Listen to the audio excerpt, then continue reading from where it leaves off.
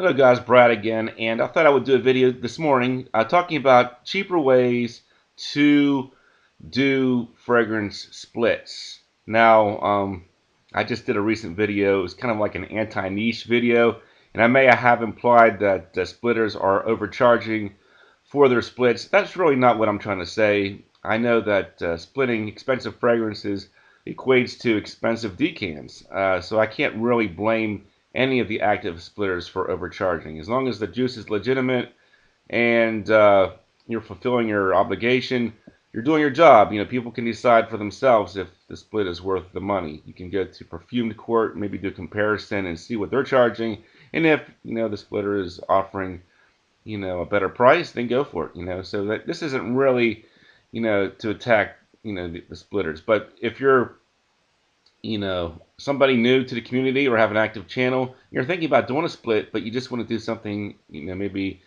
to lessen the cost, I came up with 3 things that I think can be helpful.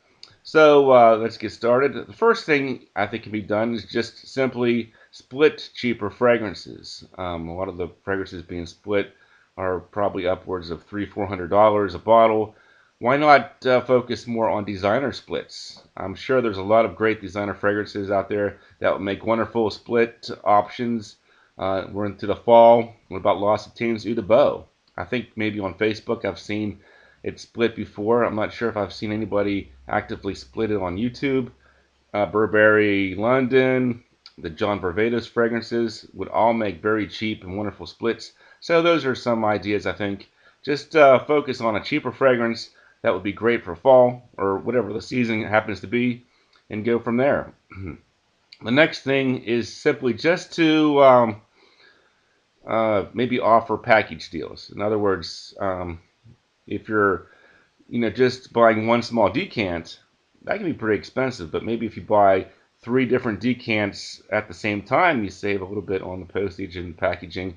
Like for example, instead of just buying the 5 ml of Green Irish Tweed, maybe you could have the option of getting Green Irish Tweed, Silver Mountain Water, Millesime Imperial all together. Maybe shave a couple of bucks off of the decants.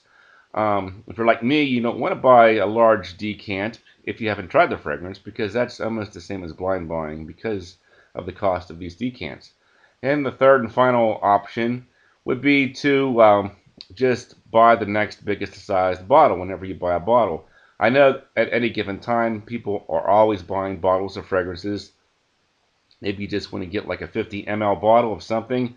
But what you might want to do is check the pricing on the next biggest bottle size. Like for example, if it's $100 for the 50 ml, but $140 for the 100 ml, you might want to go ahead and just get the 100 ml bottle and then split the excess juice off the top. And then you can offer a very low price per ml point.